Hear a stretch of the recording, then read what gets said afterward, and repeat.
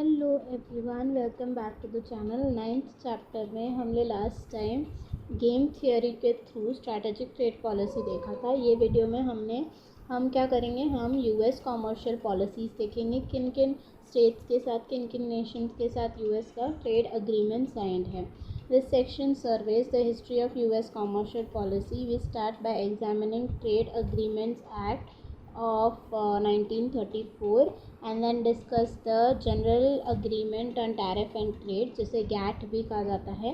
Next we examine the 1962 Trade Expansion Act and the results of Kennedy round of trade negotiations. Subsequently we discuss trade reform। तो कौन से हम discuss करेंगे वही यहाँ पे लिखा हुआ है। Trade agreement act of 1934। मैंने जैसे कहा लास्ट वीडियो में, जो इम्पॉर्टेंट चीज़ें हैं मैं वही बताऊंगी जो हाईलाइटेड भी है। ट्रेड अग्रीमेंट एक्ट साइन किया गया था 1934 में। हुआ क्या था, 1930s में world trade in general and US export in particular fail sharply because 1930s में ट्रेड बहुत कम हो गया था एंड यूएस का एक्सपोर्ट्स भी बहुत कम हो गया था। किस रीजंस के वजह से? Reduced economic activity through out the world. देखो, यूएस एक्सपोर्ट कब करेगा? जब दूसरे नेशंस इंपोर्ट करेंगे, ठीक है। तो दूसरे नेशंस इंपोर्ट कब करेंगे? दूसरे नेशंस इंपोर्ट तब करेंगे जब वहाँ उनका इनकम ज़्यादा हो। अब वहाँ उनका इनकम कब ज़्यादा होगा? जब उनका इकोनॉमिक एक्टिविटी बढ़ रहा है, उनका ग्रोथ हो रहा है। लेकिन यहाँ पे दूसरे नेशंस का इकोनॉमिक एक्टिविटी कम हो रहा था। तो जब इनकम कम है तो वो इंपोर्ट नहीं करेंगे तो यूएस एक्सपोर्ट नहीं करेंगे, as a result of great depression. अब ये क्यों हुआ? क्योंकि ग्रेट डिप्रेशन 1930s, याद है 1930s में ग्रेट डिप्रेशन हुआ था। इसी दौरान केनेशियन थ्योरी ज़्यादा फोकस में आई थी। केन्स ने अपनी थ्योरी दी थी। Passage of 1930 of Smoot Hawley tariff act. इस टाइम पीरियड में एक्ट पास किया गया था, under which the average import duty in US reached the all time high of 59% in 1932। तो एक एक्ट था 1930s में, 1932 में उस एक्ट के अंडर एवरेज इम्पोर्ट ड्यूटी जो यूएस का था that reached very high, that is 59% का इम्पोर्ट ड्यूटी लगाया गया था यूएस में, प्रोवोकिंग। अब इतना हाई इम्पोर्ट ड्यूटी होगा तो दूसरे नेशंस चुप थोड़ी बैठेंगे, वो लोग रिटेलिएट करें। तो उन्होंने भी रिटेलिएट किया। Smoot Hawley tariff act was originally introduce to aid American agriculture. USA में एग्रीकल्चर को बूस्ट मिले, वहाँ पे वो बढ़ सके एग्रीकल्चरल सेक्टर, उस वजह से ये एक्ट आया था। But through log rolling in Congress, large tariffs were imposed on manufacturing imports as well. लेकिन पॉलिटिकल इश्यूज़ की वजह से they also imposed tariff on manufactured imports. The aim was clearly beggar thy neighbor to restrict imports and stimulate domestic employment. एक nation जीतेगा तो दूसरा nation हारेगा, इसी पे डिपेंडेंट था ये एक्ट। बिल पास हुआ। बिल को साइन किसने किया? 1 सेकेंड।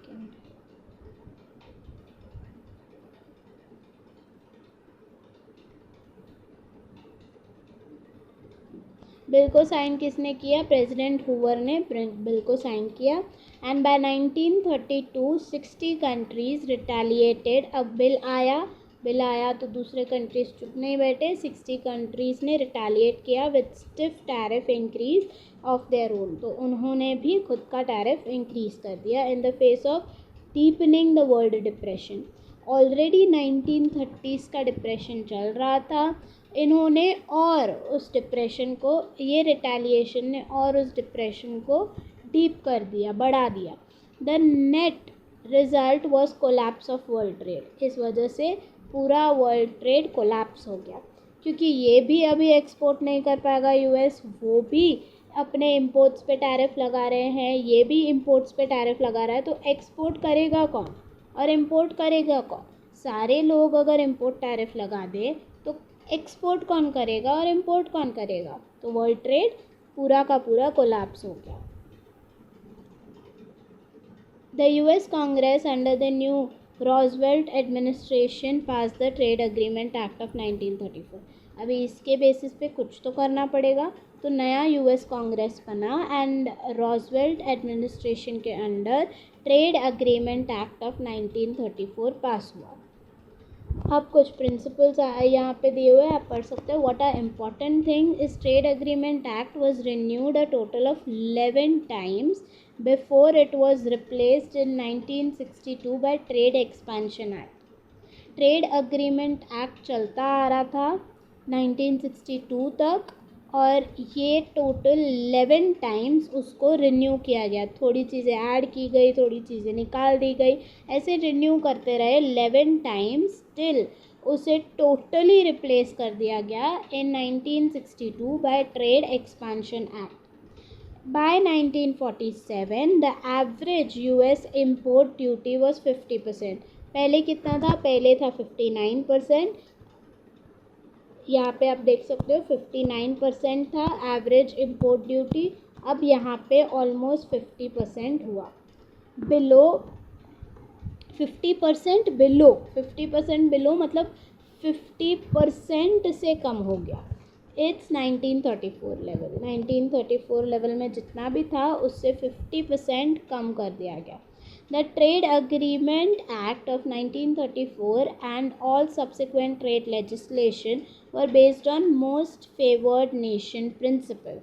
कुछ principles पे ये dependent था और ये most favored nation principle उनमें से एक principle है, उस पे dependent था। देखो मोस्ट फेवर्ड नेशन प्रिंसिपल क्या है? अगर आप एक नेशन को कुछ चीज़ दे रहे हो तो ये ज़रूरी है कि अग्रीमेंट में जो दूसरे नेशंस हैं उनको भी आप वो चीज़ दो। ऐसे नहीं कि एक ही नेशन को दे दिया, इसे कहते हैं नॉन डिस्क्रिमिनेशन। सो इसे नॉन डिस्क्रिमिनेशन प्रिंसिपल भी कहा जाता है। Extended to all trade partners any reciprocal tariff reduction negotiated by US with any of its trade partners।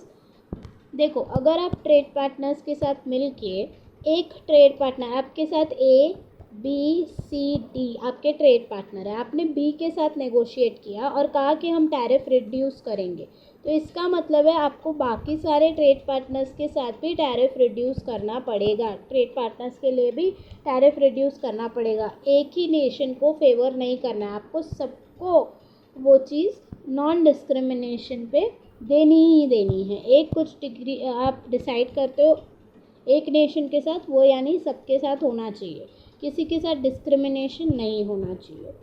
US would similarly benefit from any bilateral tariff reduction negotiated between any other two nations that were signatories of most favored nation agreement। जो भी most favoured nation agreement को sign किया है, तो अगर वो दो nation, समझो मेरा नेशन का नाम बी है, ए और सी दूसरे दो नेशन है, अगर वो साइन करते हैं आपस में टैरिफ रिड्यूस करने की बात कि ए कहता है ठीक है सी मैं तुम्हारे लिए टैरिफ रिड्यूस करूँगा, तो उसे बी के लिए भी टैरिफ रिड्यूस करना पड़ेगा क्योंकि उसने मोस्ट फेवर्ड नेशन का जो प्रिंसिपल है वो एग्रीमेंट जो है वो साइन किया है। तो यूएस भी गेन करेगा, यानी बी भी गेन कर रहा है। यहाँ पे कुछ हुआ नहीं, इन दोनों के बीच में मोस्ट फेवर्ड नेशन का अग्रीमेंट सबने साइन किया था। ए ने कहा सी को कि मैं तुम्हारे लिए ये करूँगा, तो उसे बी के लिए भी करना पड़ा, तो बी तो क्या करेगा? बी बेनिफिट करेगा।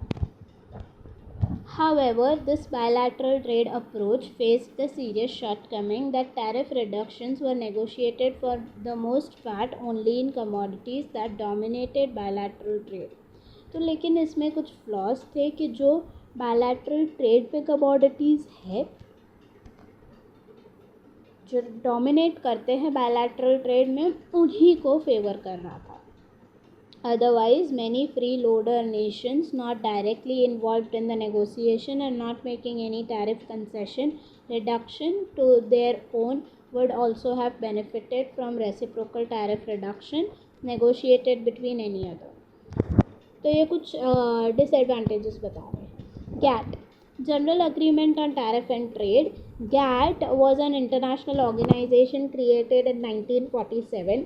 गैट जो है वो 1947 में आया था। इसका हेडक्वार्टर्स जो है वो जनीवा में है, स्विट्ज़रलैंड। किसके लिए था आप देख सकते हो, टैरिफ एंड ट्रेड है, तो यानी वो टैरिफ को कम करने की बात की गई थी यहाँ पे और ट्रेड को बढ़ाने की बात की गई थी। Promotion of freer trade through multilateral trade negotiations, जितने हो सके आप ट्रेड नेगोशिएशंस करो, टैरिफ कोटाज इन सबको कम करो और फ्रीयर ट्रेड पे जाओ।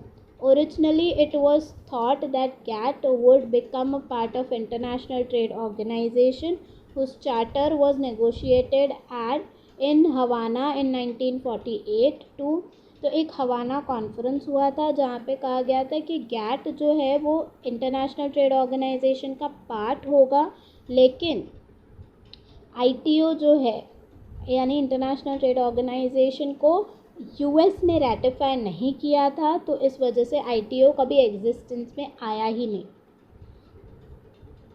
Senate and by the government of other Nations, लेकिन क्या हुआ देखो 1948 में 1947 में गैट साइन हुआ, ठीक है। अब कहा गया कि गैट को है ना आईटीओ के अंडर लाते हैं। अब 1948 में यूएस ने एक साइड क्या किया, यूएस ने एक साइड आईटीओ को रैटिफाई नहीं किया, लेकिन साथ ही साथ दूसरी साइड जो है गैट के नेगोशिएशंस स्टिल चल रहे थे और जाके फिर गैट को दूसरे नेशंस ने साइन करके उसे एग्जिस्टेंस में लाया। Senate and by the government of other nation, GATT which was less ambitious than ITO। देखो मैं यहाँ पे बात कर रही हूँ ITO के अंदर GATT को लाने की, लेकिन GATT अलग से क्योंकि वो लेस रिस्ट्रिक्टिव है तो GATT को अलग से उन्होंने देन एग्जिस्टेंस में लाया। गैट में 3 बेसिक प्रिंसिपल थे। नॉन डिस्क्रिमिनेशन यानी मोस्ट फेवर्ड नेशन प्रिंसिपल जो है वही मैंने आपको एक्सप्लेन किया है। The only exception to this principle are made in the cases of economic integration। Still अगर आप economic integration एक चीज़ है जहाँ पे कस्टम यूनियन ऐसे कुछ स्टेजेस होते हैं जहाँ पे देखो मैं ना एक एग्जांपल के तौर पे इकोनॉमिक इंटीग्रेशन बताती हूँ। ये 5 नेशंस है, अलग अलग नेशंस है, अलग अलग सिटीज़ आप कह सकते हो। जब ये एक दूसरे के साथ मिल के एक बड़ा नेशन बनाने की बात करते हैं तो वो एक स्टेजेस में होता है, तो वो स्टेजेस इकोनॉमिक इंटीग्रेशन कहते हैं। तो इकोनॉमिक इंटीग्रेशन में सर्टेन स्टेजेस हैं। अगर आप इकोनॉमिक इंटीग्रेशन करना चाहते हो जो कि 10th चैप्टर में डिस्कस्ड है, तो उसमें कस्टम्स यूनियन जब आप बनाना चाहते हो एक स्टेज है। कस्टम्स यूनियन के स्टेज पे आप जाना चाहते हो तब आप ये नॉन डिस्क्रिमिनेशन या मोस्ट फेवर्ड नेशन जो है वो एक्सेप्शन हो गया, वो आप ड्रॉप कर सकते हो ये वाला प्रिंसिपल। एंड जब आपको ये अच्छे से समझ में आएगा ना कि इकोनॉमिक इंटीग्रेशन होता क्या है, तो आपको ये समझ में आएगा कि नॉन डिस्क्रिमिनेशन क्यों ड्रॉप हुआ है यहाँ पे। And in trade between a nation and its former colonies and dominants, अगर आप नेशन के साथ ट्रेड एक नेशन एंड उनके कॉलोनीज़ या उनके अपने नेशंस जो है जो उनके डोमेन में आते हैं उनके साथ ट्रेड करना चाहते हो तो ये एक्सेप्शन है आपको। Elimination of non tariff trade barriers, ये दूसरा प्रिंसिपल था। जितने भी नॉन टैरिफ ट्रेड बैरियर्स हैं उन्हें उन सारे नॉन टैरिफ ट्रेड बैरियर्स को एलिमिनेट करना है। कोटाज है, कितने सारे हमने नॉन टैरिफ ट्रेड बैरियर्स देखे, उन्हें आपको एलिमिनेट कर देना है, ख़त्म कर देना है, एक्सेप्ट किन प्रोडक्ट्स के लिए, एग्रीकल्चरल प्रोडक्ट्स के लिए। एंड बैलेंस ऑफ पेमेंट में अगर डिफ़िकल्टीज आती है तो आप उसके लिए कर सकते हो। Consultation among nations in solving trade disputes within GATT framework, या तीसरा प्रिंसिपल है कि अगर ट्रेड डिस्प्यूट आता है तो आपको कंसल्टेशंस करना चाहिए एक दूसरे नेशंस के साथ ताकि वो डिस्प्यूट ख़त्म हो सके। Under the have I missed something, नहीं ये मार्क नहीं है।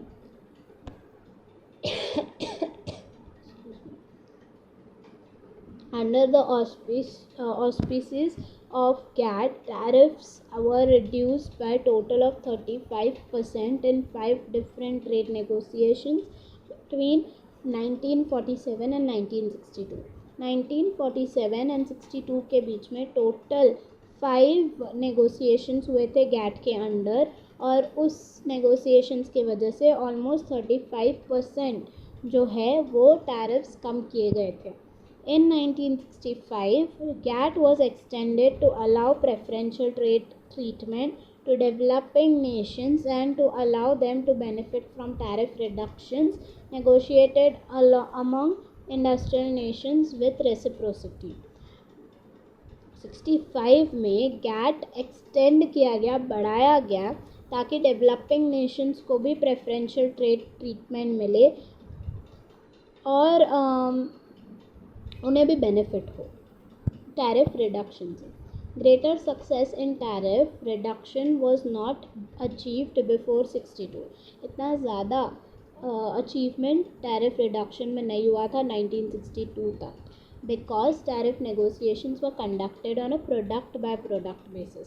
क्योंकि तब तक जो है वो प्रोडक्ट बाय प्रोडक्ट बेसिस पे जो है टैरिफ रिडक्शंस हो रहे थे. And because in 1950s US Congress attached serious protectionist devices to the Periodic Renewals of Trade Agreements Act, कुछ रीज़न के वजह से उन्होंने ये 2 रीज़न दिए हैं कि 1962 तक टैरिफ रिडक्शन इतना नहीं था. पैरल पॉइंट प्रोविज़न, कुछ यूएस के जो कांग्रेस हैं, यूएस के गवर्नमेंट जो है, उन्होंने प्रोटेक्शनिस्ट डिवाइसेस लाए थे. कौन से डिवाइसेस है वो यहाँ पे डिवाइसेस मेंशन है, तो आप रीड कर सकते हो. Those devices are not that important for us. But एक चीज़ मैं यहाँ पे क्वेश्चन आपको पूछना चाहूँगी. I will end this video over here कि गैट जो है, अगर किसी को पता है तो वो मुझे प्लीज़ कमेंट में बताए. गैट स्टिल एग्जिस्ट करता है कि गैट ख़त्म हो चुका है और उसे रिप्लेस किया गया है किसी चीज़ में, और अगर रिप्लेस किया गया है तो वो कौन सी चीज़ है या कौन सा ऐसा अग्रीमेंट है जिसने रिप्लेस किया है. क्वेश्चन मेरा ये है कि गैट हमने कवर किया है, गैट स्टिल एग्जिस्ट करता है अभी भी, कि गैट ख़त्म हो चुका है और गैट को किसी चीज़ ने रिप्लेस किया हो, किसी अग्रीमेंट ने, और अगर रिप्लेस किया गया है तो किसने रिप्लेस किया है, वो अग्रीमेंट कौन सा है जिसने रिप्लेस किया है. तो ये मुझे कमेंट में ज़रूर बताइएगा. You have to like the video, and अगर आप न्यू हो चैनल पे तो प्लीज़ सब्सक्राइब कर दीजिए. Thank you.